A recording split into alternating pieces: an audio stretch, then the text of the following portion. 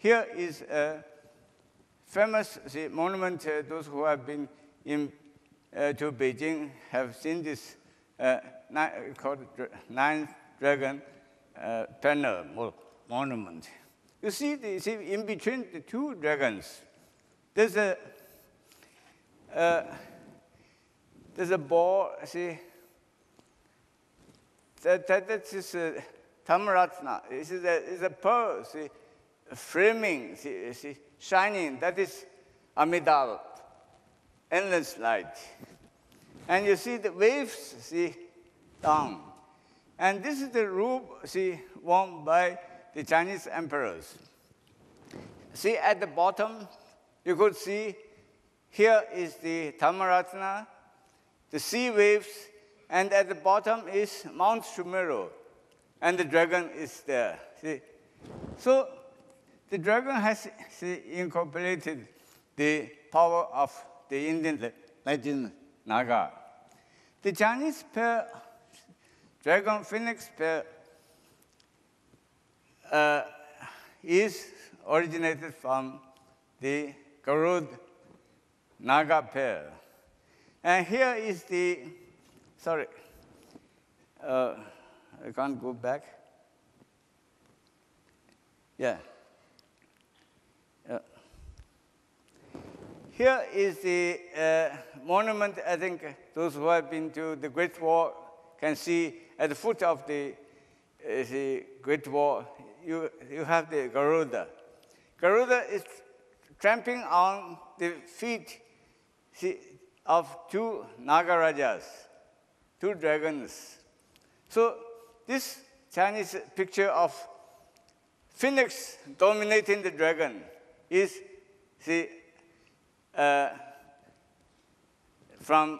originated from the Garuda dominating the Naga.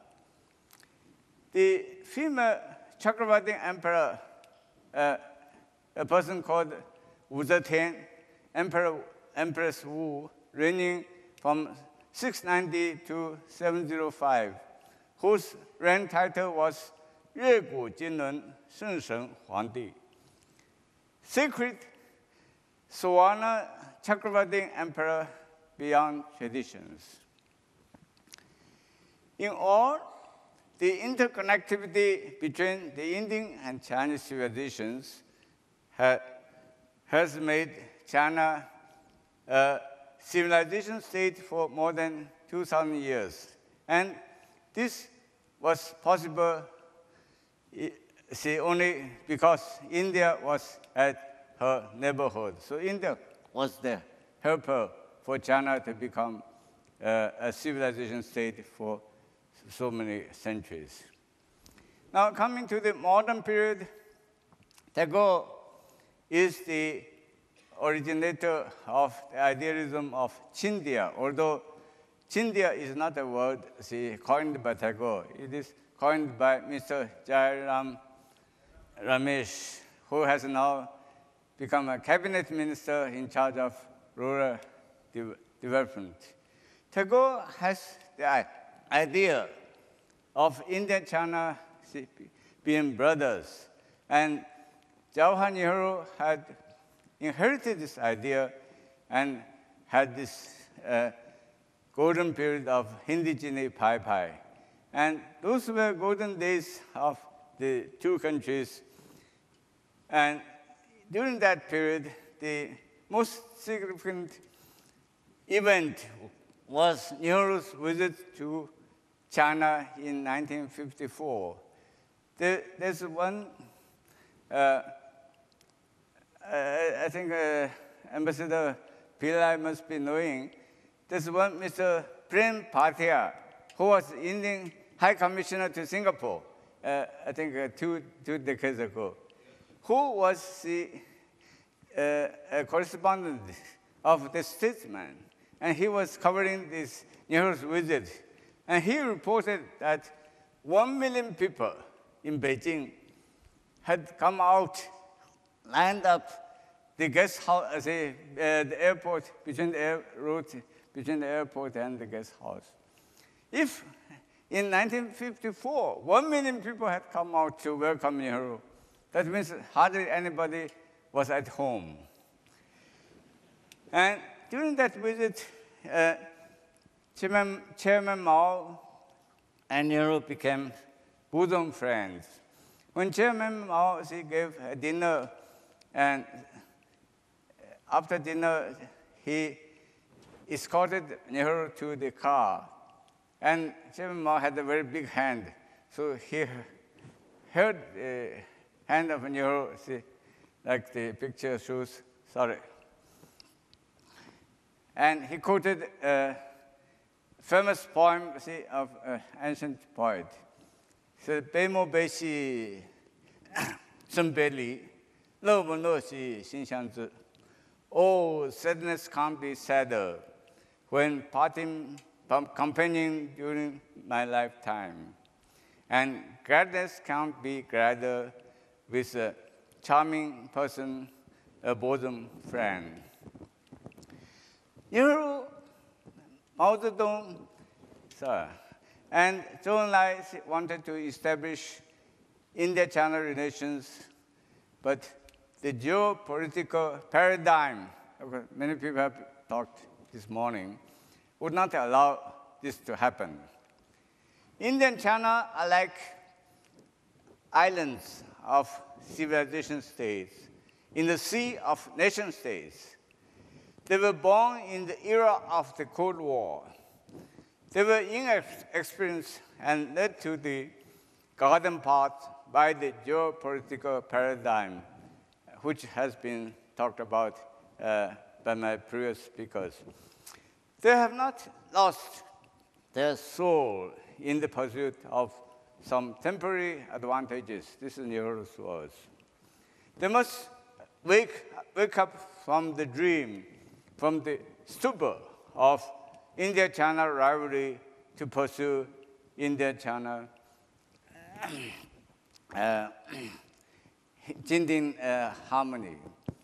India and China means two population superpowers. China has 1.4 billion, India 1.2 billion, making up 40% of mankind. India-China means to make 40% of mankind happy and well-fed. So arms race should never be the goal of the two countries. As the US President Eisenhower lamented before his retirement, that the whole America has wasted its energy and misled by the arms race. Is there any boundary dispute?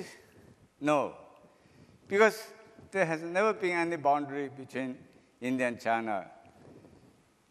And the land lying between India and China have never been governed by the People's Republic of China or the Republic of India.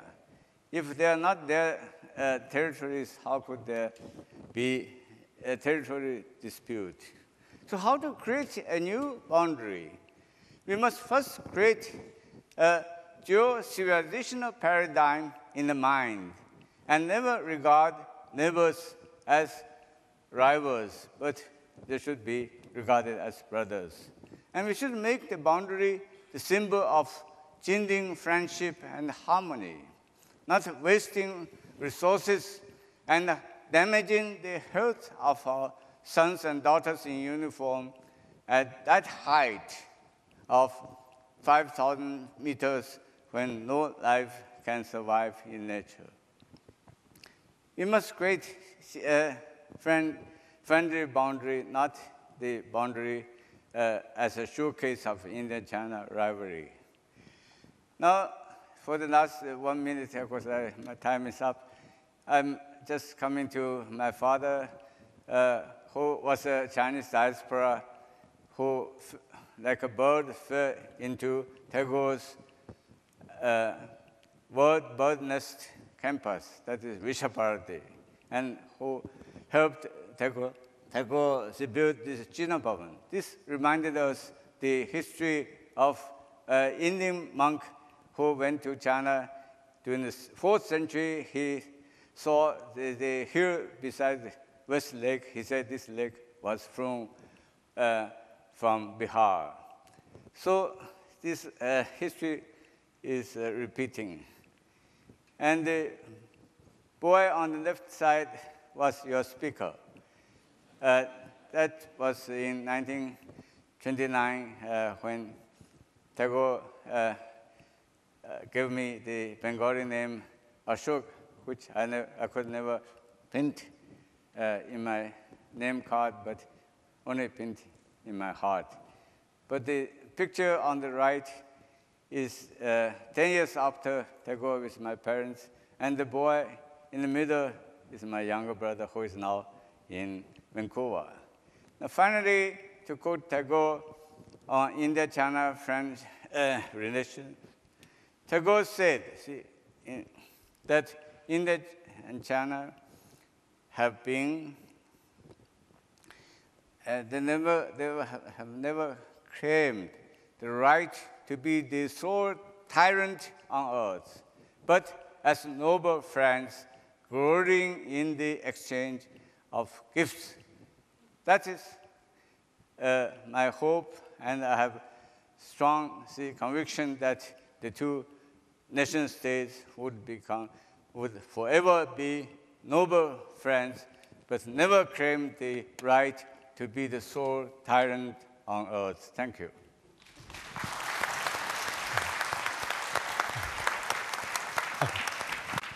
Thank you.